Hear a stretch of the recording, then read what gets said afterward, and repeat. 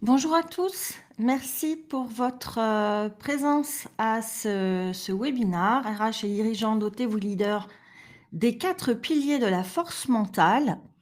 Je vais tout de suite vous demander de me confirmer que vous m'entendez bien grâce à la cellule de chat. Voilà, bah, déjà je vois que quelqu'un écrit, donc ça me confirme que vous avez reçu mon message. Très bien, merci beaucoup. Merci à tous. Alors, je vais vous proposer de prendre quelques minutes pour faire connaissance et pour ce faire, je vais vous demander de répondre à ces 3 questions. Donc, en précisant bien le numéro de la question et en développant, autant que possible, votre réponse. Ça me permettra d'insister plus sur certains points, donc en fonction de vos attentes. Donc quelle est votre fonction? Quelle est votre problématique en rapport avec la force mentale de vos leaders? Et quels sont vos objectifs? Alors pendant que vous répondez, je vous rappelle donc que ce webinar se terminera à 13h45. S'il y a beaucoup de questions, je pourrai, le terminer un petit peu plus tard, jusqu'au plus tard 14h, mais on part plutôt sur 13h45. Je précise également que tous les participants à ce webinar sont naturellement les bienvenus. Maintenant, parce qu'il est, plutôt destiné aux RH et aux dirigeants en responsabilité sur le sujet, je vais inviter donc, ceux qui parmi vous sont, dirigeants ou RH, qui souhaiteraient échanger sur leurs, problématiques spécifiques. Donc je vais vous inviter à planifier, un rendez-vous téléphonique avec moi. Pour cela, vous devez cliquer sur le petit bouton orange situé en haut de la présentation et vous serez alors orienté vers mon agenda. Hein, donc voilà, j'offre ce rendez-vous avec grand plaisir, à ceux qui parmi vous sont, dirigeants ou RH et si vous avez une problématique actuelle sur ce sujet et que vous souhaitez avoir un regard extérieur, en discuter avec moi pendant une petite demi-heure. Voilà. Alors je vais regarder maintenant vos réponses à mes questions. Alors, médecin, directeur commercial, médecin, bah, dis donc, 2 médecins déjà, personne qui est responsable, Elsa que je reconnais, responsable de la prévention des risques professionnels. Bonjour Elsa, merci pour ta présence aujourd'hui. Hem, donc une personne directeur commercial, alors responsable du département assurance, OK. Alors vous êtes, je vous propose de me répondre aux 3 questions, hem, parce que là j'ai vos titres de poste essentiellement et alors j'ai quelle est votre problématique? Attitude inappropriée de certains cadres par incompétence. Alors, vous verrez tout du long, quand vous allez me poser des questions, je vais vous demander d'essayer de rédiger les phrases les plus complètes possibles, de façon à ce que mes réponses soient pertinentes. Parce que c'est vrai que parfois sur certaines phrases, un peu, courtes comme ça, moi j'ai du mal à vous faire une réponse, pertinente. Donc Grégoire, directeur général, 2 et 3, mieux comprendre, forces et opportunités d'amélioration. Super. Béatrice, responsable assurance interne, organisation et mutualisation des compétences. OK. Dirigeant d'un cabinet de conseil RH, pas de problématique, juste intéressé par le sujet, enrichir mon point de vue. Bah, vous êtes, le bienvenu Emmanuel, comme, tout participant aujourd'hui. OK. Bon, je vois, l'essentiel, de la curiosité, développer vos compétences, mieux appréhender le sujet, si je devais faire, synthétique. Donc normalement, ça devrait bien vous correspondre. Sensibilisation à la prévention des risques avec des profils variés. Tout dépend de l'évolution de cette conférence. OK. Alors de toute façon, si vous voulez, si vous avez des questions bien précises en tête et des points bien précis, Après ma présentation, vous pourrez vraiment poser vos questions, en me donnant, comme je vous l'expliquais, des éléments de contexte, de façon à ce que, je vous apporte des tips et des conseils les plus pertinents, possibles. Voilà, bon, mais écoutez, merci beaucoup. Donc je vais avancer, je vais vous présenter les objectifs du webinar. Donc, vous permettre de comprendre les vrais enjeux de la force mentale des leaders pour l'organisation et vous présenter des solutions pour la renforcer. Alors juste avant de rentrer dans le vif du sujet, je vais prendre quelques minutes pour me présenter. Donc moi, je m'appelle Stéphanie Roels et j'ai, d'abord une expérience dans les RH que j'ai acquise, dans divers secteurs et sur des fonctions tant opérationnelles que stratégiques, donc pendant un peu plus de 7 ans et puis suite à cela, j'ai fondé mon cabinet de coaching en 2007, donc ça fait 16 ans, aujourd'hui. Pourquoi j'ai fondé mon cabinet de coaching? Bah, tout simplement parce que je souhaitais mettre toute mon énergie au service des personnes, en les aidant à croire en elles, en leur avenir et en leur capacité à y faire face. Et puis, pour donner plus de puissance et de valeur à mes coachings, en 2010, j'ai créé, 2 méthodes que maintenant, j'ai largement, éprouvées. La première pour développer sa confiance en soi et la seconde pour développer son leadership. Et puis, très sensible, aux préjudices liés aux relations difficiles, je me suis également spécialisée sur cette problématique pour finalement mettre au point un nouveau programme de coaching permettant de faire face aux relations difficiles avec efficacité, tout en se protégeant des impacts psychologiques qu'elles peuvent causer.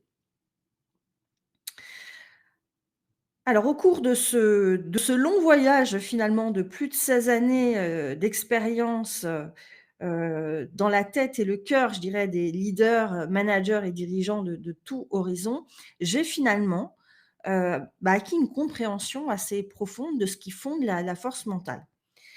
J'ai également, pris conscience que cette force mentale est la soft skill clé pour traverser sa vie avec plus de sérénité et de joie, parce qu'elle va conditionner la manifestation de toutes les autres. Sans force mentale, vous ne pouvez tout simplement pas manifester pleinement, vos talents sur la durée, hein. Sans force mentale, l'équilibre, le sentiment de réussite et de joie qui en découle sont tout simplement, inaccessibles. J'ai donc mené des recherches et modélisé la force mentale des leaders en entreprise autour de 4 piliers que je vous présenterai tout à l'heure. Alors, je vois que j'ai eu d'autres réponses. Je suis dirigeante coach experte en accompagnement de dirigeants. Ma problématique est celle des leaders. OK. Découvrir mon approche. Très bien. Hem, Équilibre entre belle force mentale et ego démesuré. Ah, d'accord. OK. Donc voilà pour ma présentation. Aujourd'hui, donc quel est le programme? On va voir ensemble, donc connaître les caractéristiques d'un leader mentalement fort, comprendre l'avantage stratégique d'une force mentale développée pour les leaders, découvrir les 4 piliers de la force mentale des leaders en entreprise et promouvoir la force mentale dans votre organisation. Et je vais démarrer tout de suite, par une petite histoire que je vais vous raconter. Je vais vous raconter l'histoire, d'un homme qui est né à la fin du 19e siècle dans une famille très modeste, des États-Unis. Dès l'âge de 10 ans, il a commencé à travailler et malheureusement pour lui, sa vie, fut parsemée d'échecs, successifs. Donc sa première entreprise, il a créé une première entreprise qui vendait pardon, des lampes à carbure. Malheureusement, son affaire a été très rapidement obsolète du fait d'une grande campagne d'électrification, lancé sur tout le territoire américain. Ensuite, entre autres épreuves, il s'est lancé dans une carrière de juriste, mais il a été radié de la profession suite à une bagarre en pleine audience et bien que finalement disculpé, sa réputation a jamais été entachée dans le milieu, donc il ne pouvait pas poursuivre dans cette voie. Entre autres épreuves, ensuite, il a décidé d'ouvrir un restaurant pour vendre, sa recette, fétiche de poulet et il a dû fermer ce restaurant à cause de la construction d'une autoroute. Donc là, ce monsieur arrive à l'âge de 66 ans. 66 ans, voilà, il est ruiné, il est abattu, et il dépend, des aides de la sécurité, sociale. Donc il touche 105 par mois pour survivre. Maintenant, convaincu par le potentiel de sa recette de poulet, dont il est très fier, bah, il a l'idée de la commercialiser à des restaurateurs et en contrepartie, il devait recevoir donc une faible somme par poulet vendu. Donc il a sillonné, l'Amérique pendant 2 ans dans sa vieille voiture, en dormant sur le siège arrière et il lui a fallu démarcher plus de 1 000 restaurants avant de faire sa première vente et il avait à ce moment-là 68 ans. Donc à 68 ans, il a fait sa première vente et son acharnement a fini progressivement par payer, puisqu'il s'est retrouvé à la fin des années 50 à la tête d'un empire de 400 restaurants en franchise. Donc cet homme, il s'appelle Harland David Sanders et c'est le fondateur de KFC. Et il est devenu ainsi, à l'âge de 70 ans, multimillionnaire. Hein, aujourd'hui, KFC, ça représente plus de 25 000 restaurants dans plus de 145 pays avec, 750 000 collaborateurs. Donc c'est une des plus grandes enseignes de restauration rapide au monde. Voilà, j'avais envie de c'est comme ça qu'est devenu KFC, oui. Ouais, tout à fait. Donc il croyait très, très fort à sa recette de poulet. Vous voyez ce que ça a donné. Donc moi, j'avais envie de partager avec vous cette histoire que je trouve extraordinaire. Ah bah, j'avais prévu ce ce slide que je ne vous ai pas mis pour vous raconter l'histoire. C'est pas grave. Alors, voyons maintenant quelles sont les caractéristiques d'un leader mentalement fort. Alors, les leaders qui sont dotés d'une grande force mentale ont confiance en eux et s'affirment avec assurance. Ils peuvent faire face aux relations difficiles avec diplomatie et habileté. Ils prennent du recul, restent lucides et rationnels, ne se laissant pas déstabiliser par les pressions extérieures. Ils font face aux challenges avec agilité et résilience. Ils restent focalisés sur leurs objectifs et gèrent leurs priorités avec stratégie. Ils agissent avec détermination, persévérance et autodiscipline.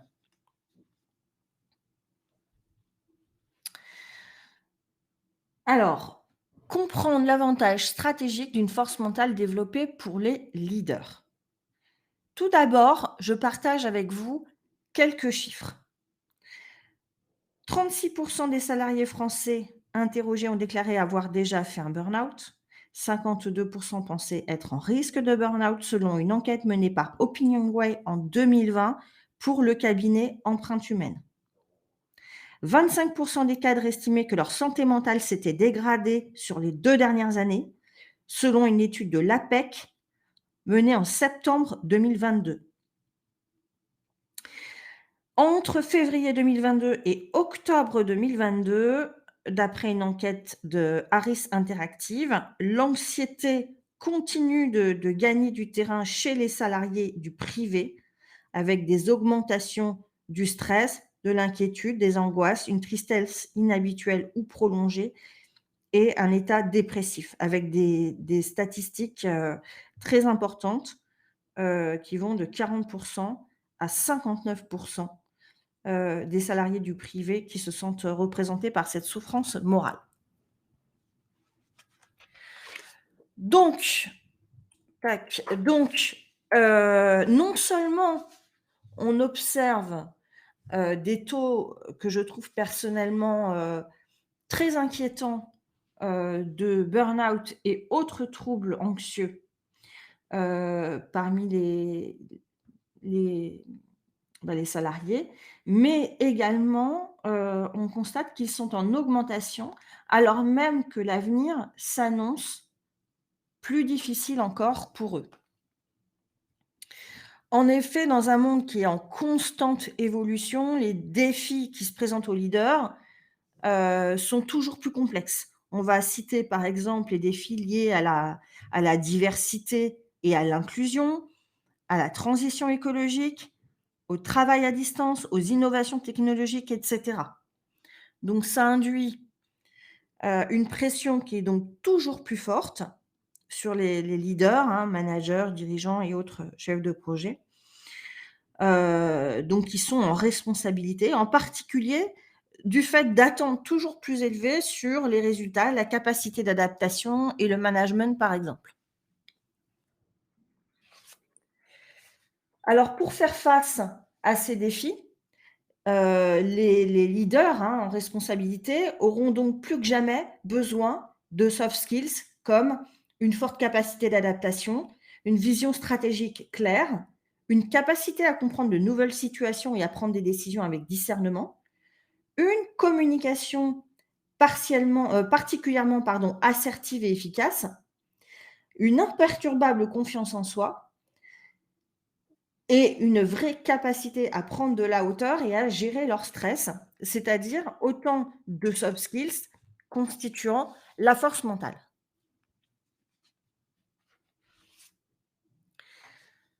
Aussi, la réussite des leaders de demain sera conditionnée par leur force mentale. Hein, donc la force mentale s'impose comme la pierre angulaire du leadership d'aujourd'hui et de demain, c'est-à-dire comme la soft skills clé de voûte, prérequis à la manifestation de leur talent.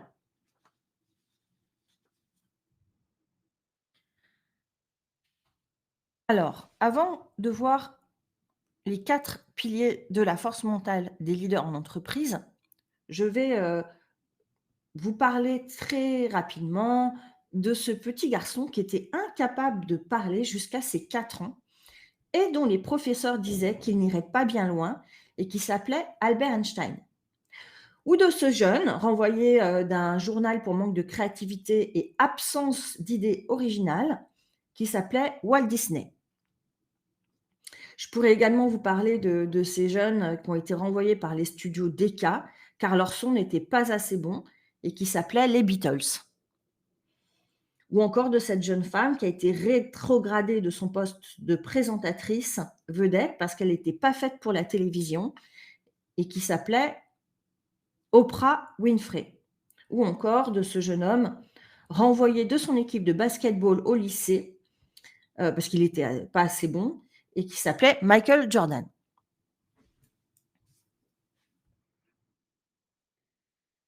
Alors, je vais vous présenter maintenant ce que j'ai identifié comme les 4 piliers de la force mentale en entreprise. Parce qu'effectivement, si vous voulez, il existe d'autres approches, hein. Il existe déjà des approches en préparation mentale.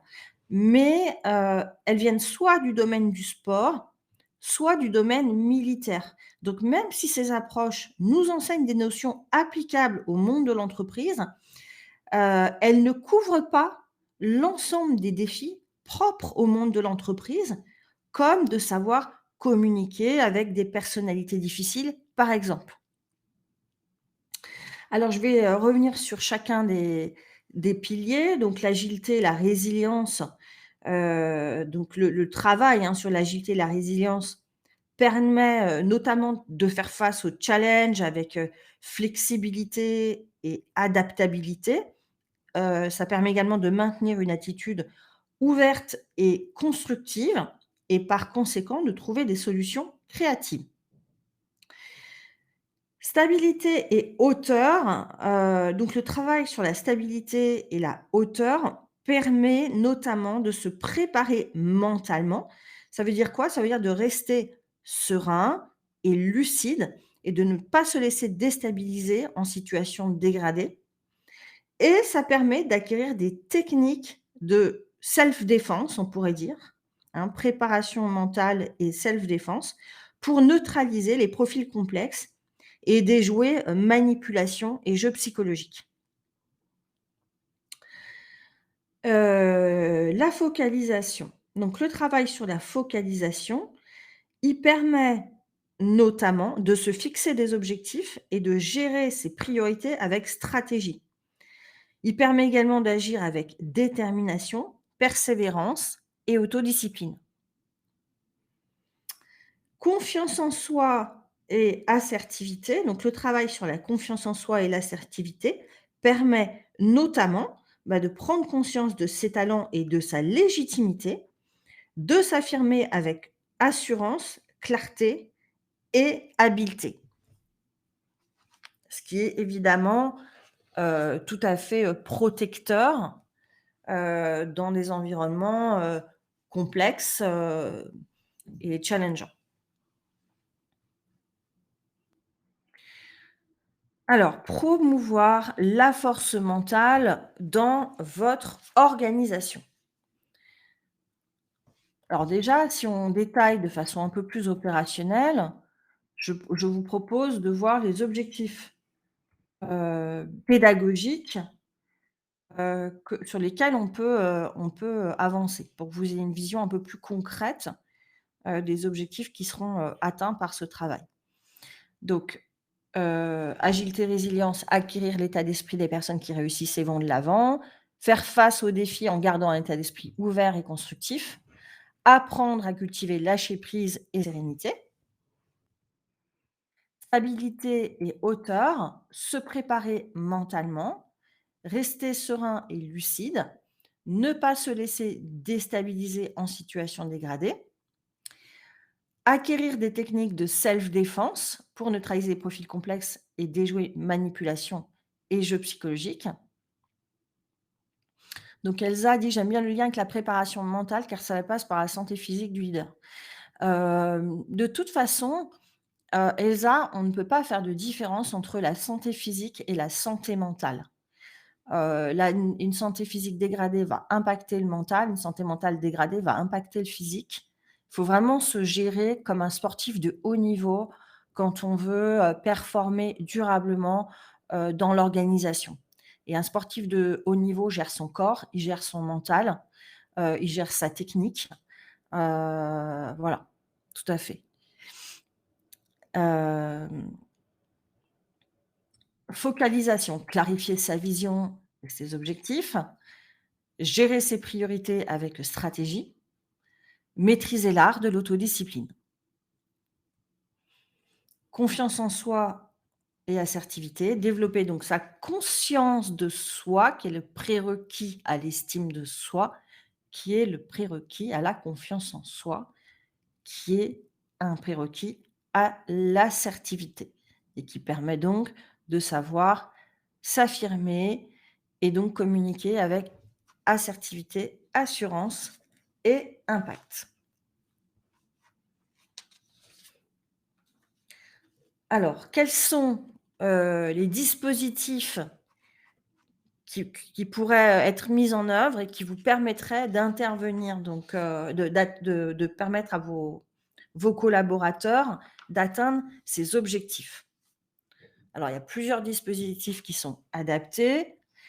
Je vais, vous parler brièvement du coaching individuel avec conception d'un programme sur mesure, donc c'est-à-dire le coaching individuel, on va dire dans une forme, assez classique puisqu'on va, après une analyse de la demande, bâtir un programme de coaching personnalisé et 100 sur mesure par rapport à la personne, son environnement, sa motivation, ses objectifs et cetera. Donc c'est vraiment l'intérêt d'avoir quelque chose qui est totalement personnalisé et avec une mise en œuvre parfaitement flexible au regard des contraintes de disponibilité de la personne. On est généralement sur 6 à 12 séances d'1 heure à 1 h 30, plutôt 1 h 30 qu'1 heure d'ailleurs, et qui sont réparties tous les 15 jours. Pour les aspects logistiques, à titre personnel, j'interviens en présentiel à mon cabinet qui est situé sur Vincennes, juste à côté des transports en commun, ou en visioconférence. Après, je propose également un programme de coaching exécutif force mentale. Donc ce programme-là, il est préconstruit, hein, donc les objectifs sont prédéfinis et il permet, de travailler très spécifiquement, sur les 4 piliers de la force mentale. L'intérêt, c'est vraiment de bien parcourir les 4 piliers avec la personne. Ça reste un coaching individuel, donc qui reste adapté à la personne, à son rythme, à ses contraintes de disponibilité.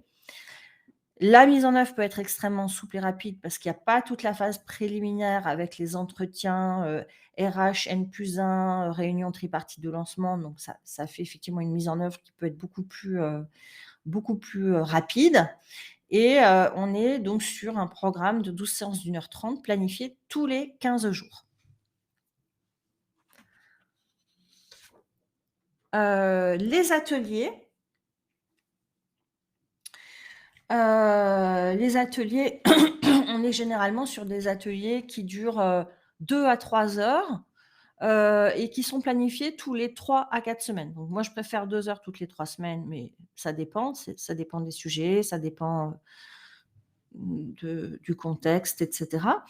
L'idée, c'est de se concentrer sur certaines clés de force mentale qui sont, qu'on a identifiées en amont comme les plus pertinentes à acquérir, pour l'équipe, hein. Donc ça a un intérêt, également pour la cohésion de l'équipe, la coopération et un intérêt évidemment direct, su pour une résilience, collective.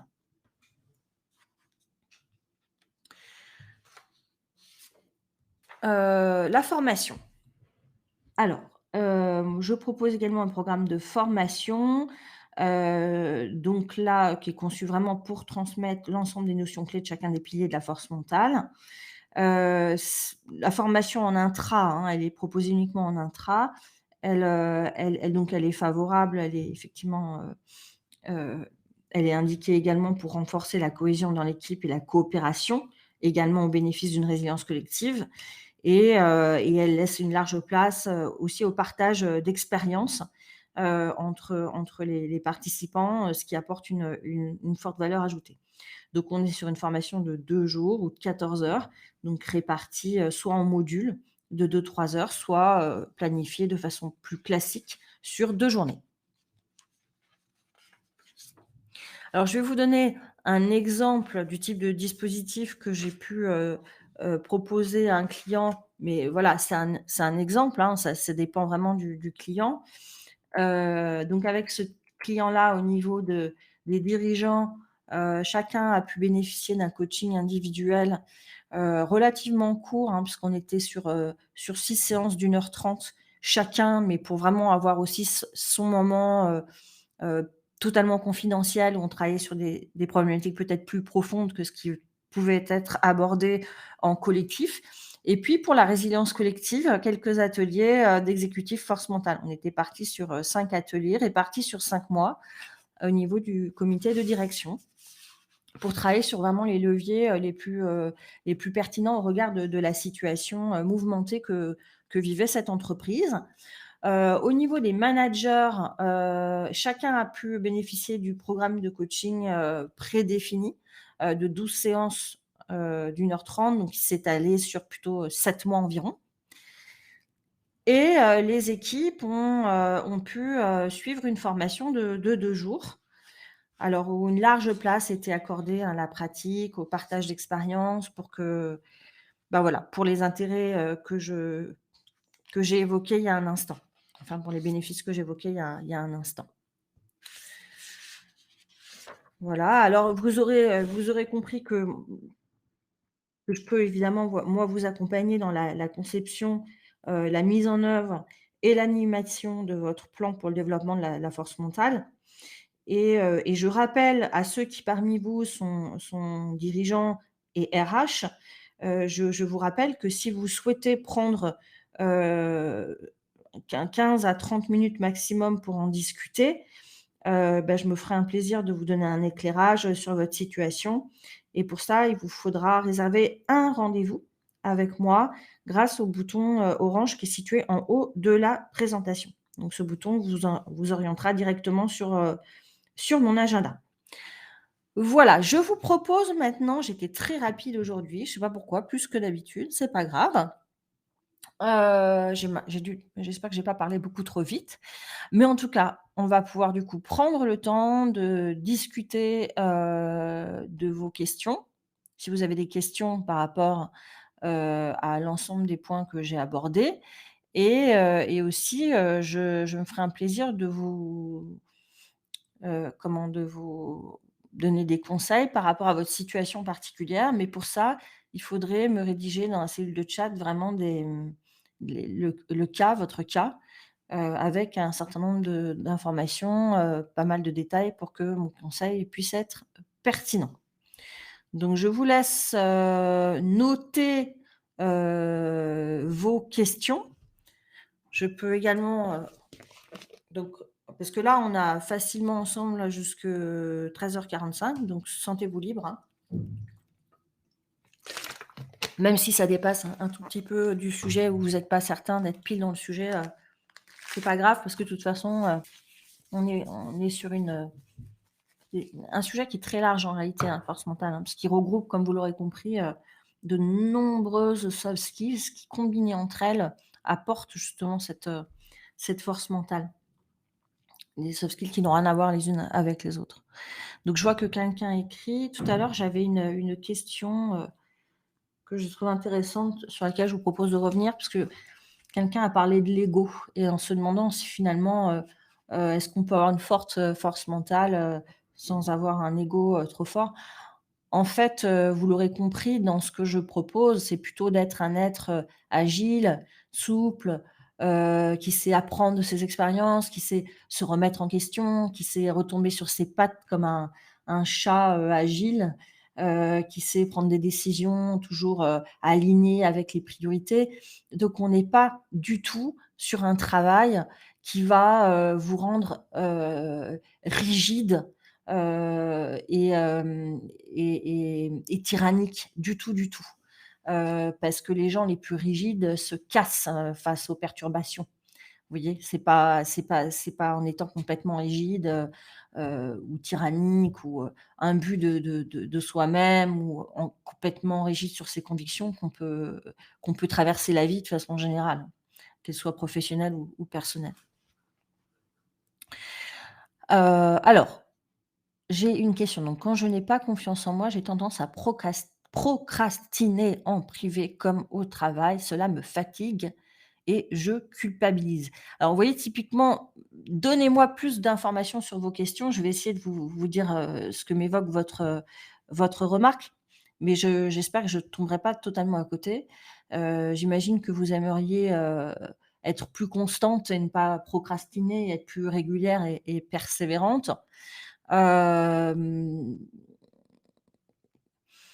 alors, déjà, il y a quelque chose qui est très important que vous pouvez faire, c'est de vous créer des routines, mais pas 10 000 routines qui font que votre vie serait, un carcan, rigide, mais des routines, hem, qui vous permettront, sur le long terme, d'atteindre vos objectifs.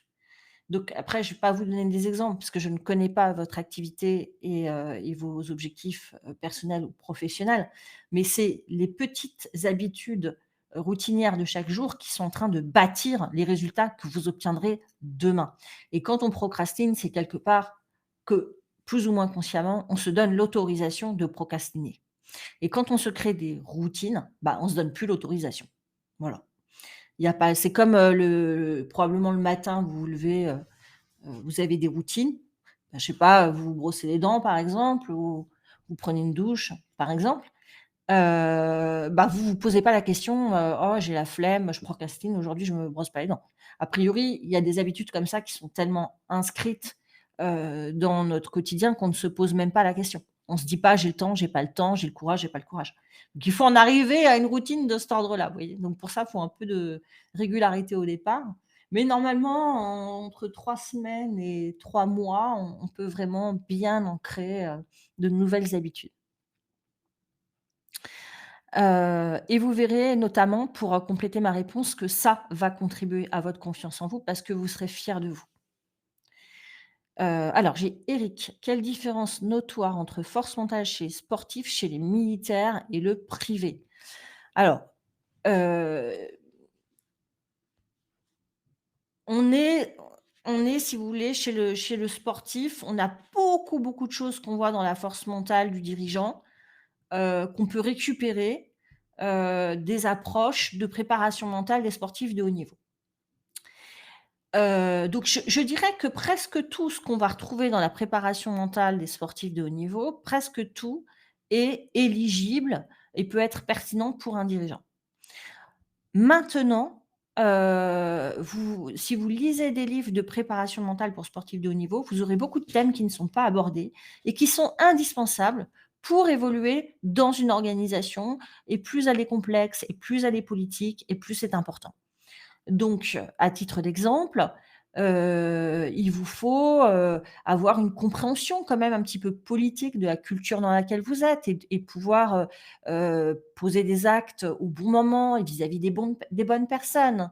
Il vous faut, pouvoir aussi, heu faire face à des environnements, plus ou moins, délétères parfois, parce qu'évidemment dans une carrière on croise des individus, plus ou moins droits et plus ou moins, intègres et il faut savoir s'en prémunir, psychologiquement et poser ses limites. Ça c'est des choses que moi j'apporte pour être, durable dans l'organisation, pour pouvoir se préserver et évoluer dans l'organisation avec, sérénité, avec joie, avec énergie. Parce que si évidemment vous viviez vidé de votre énergie et que vous êtes déstabilisé par, des environnements délétères, bah, de toute façon, vous abîmez complètement votre force mentale. Enfin, je pense que vous aurez compris ce point. Donc ça c'est clé dans l'organisation et vous l'aurez jamais dans le domaine du sport, heu, vous l'aurez pas dans le domaine du sport. Quant au domaine, militaire, vous avez effectivement, une dimension de préparation mentale, mais qui va être plus, si vous voulez, le côté, le pilier, qui est lié à la persévérance. C'est-à-dire d'être dur à l'effort, d'être en mode, gestion du mental, à ne pas se laisser, atteindre, par des situations, hautement, anxiogènes. Mais, ça, c'est un point qui est très intéressant et qu'on travaille, dans les 4 piliers, mais, ce n'est qu'une partie, en fait, des 4 piliers. Alors, je vous dis pas que le domaine de l'entreprise est beaucoup plus difficile que le domaine, sportif ou militaire, mais en tout cas, il est plus complexe, pour un être humain. Heu, voilà. Alors, est-ce qu'on pourra avoir la présentation avant de mieux présenter les détails sur les piliers de la force mentale? Eh bien, j'ai pas votre prénom, mais j'ai votre nom. Écoutez, je me ferai un plaisir de vous l'adresser et pour ça, vous pouvez m'envoyer un mail et par retour de mail, je vous l'enverrai. Donc je vais taper mon mail, clac. Mais de toute façon, vous l'avez sur le site Tubette. J'ai pas besoin de vous le taper parce que là, vous voyez stéphanie@elysée-coaching.fr. Vous m'envoyez un mail et par retour de mail, je vous enverrai, le diaporama si vous le souhaitez. Elsa, pour prévenir le burn-out, comment modérer la persévérance, savoir distinguer la bonne et la mauvaise motivation? Alors, ça, c'est une très bonne question. En fait, la persévérance qui amène au burn-out, c'est une persévérance sans lâcher prise. C'est une persévérance, où on choisit pas ses combats, hein. C'est une persévérance à vouloir intervenir à des niveaux sur lesquels on n'a ni légitimité, ni pouvoir réel, par exemple. Et ça, évidemment, ça va conduire à un épuisement, et au burn-out. Sachant qu'il y a des personnalités qui sont plus prédisposées à cette, mécanique de stress que d'autres. Alors que la persévérance dont je parle, c'est une persévérance, avec notamment, le lâcher prise. C'est-à-dire que, on a une vision, on fait des choix stratégiques, on agit dans le sens de sa vision, mais on peut remettre en cause sa vision et ses choix au regard des feedbacks de l'environnement. Il y a une souplesse à ce niveau-là. Il y a aussi un lâcher prise, c'est-à-dire avec un discernement entre ce sur quoi, il est pertinent d'intervenir, ce sur quoi il ne l'est pas, ce sur quoi j'ai du pouvoir, ce sur quoi je n'en ai pas, et un discernement aussi sur le timing. Voilà. Il y a des gens, ils veulent aller plus vite que la musique, ils s'acharnent à vouloir faire passer peut-être des solutions à un moment où elles sont pas où l'environnement n'est pas mûr pour les entendre et cetera, si vous voulez. Donc persévérance, oui, mais pas être obtus, bulldozer et j'ai envie de dire, non, parce que ça vous perdez votre énergie, vous dilapidez votre énergie sur des causes sur lesquelles vous n'avez pas de pouvoir réel. Alors autre partie de votre, question, de ta question Elsa, parce que je te connais Elsa, je te connais et tu sais que je te connais. Savoir distinguer la bonne et la mauvaise motivation. Alors j'imagine, peut-être, tu fais référence, et je ne suis pas sûre, au bon stress, au mauvais stress d'une certaine façon. Je ne sais pas ce que tu entends par bonne ou mauvaise motivation. Ce que je peux répondre à ça, c'est qu'une motivation, saine et durable, heu, elle est, comment? Faut qu'il y a une connexion entre les objectifs et les valeurs intrinsèques de la personne. Alors les valeurs, pas dans le sens moral, mais dans le sens plutôt besoin psychologique. Alors maintenant, je vais donner un exemple.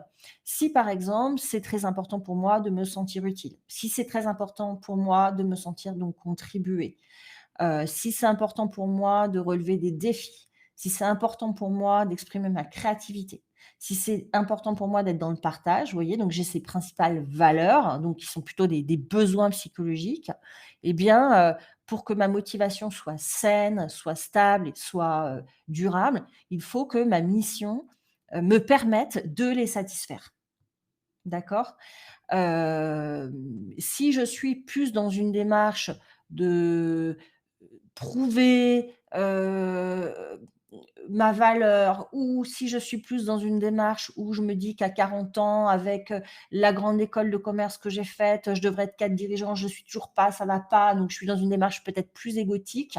Là, ça sera peut-être une motivation qui sera plus toxique pour soi-même, et probablement également pour les autres. Donc j'espère avoir répondu à ta question.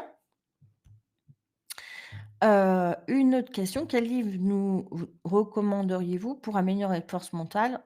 Heu, ou en tout cas, ceux qui rejoignent ce domaine? Alors, moi j'ai lu un livre que je trouvais vraiment pas mal. Alors il va pas couvrir du tout, du tout, tous les champs parce que là je n'aurais pas de livre à vous recommander qui couvre l'ensemble des champs de ces 4 piliers de la force mentale. Mais j'ai bien aimé un livre dont je me souviens plus de l'auteur qui s'appelait, «L'Olympien au bureau». C'était pas mal, très facile d'accès, très grand public, donc du coup, vous avez pas besoin d'être ultra, ultra, enfin, c'est pas un ouvrage pour des professionnels du coaching. C'est un ouvrage, pour n'importe qui souhaite, avoir des tips, opérationnels. Au revoir Jean, merci pour votre présence. Très bien, mais écoutez, il est 13h44. J'ai fait le tour des questions. J'espère que vous aurez passé un moment, intéressant, enrichissant, et j'espère que, vous allez passer, une agréable journée, un bon week-end bientôt et au plaisir d'échanger plus spécifiquement avec, les uns et les autres. Merci à tous et à bientôt.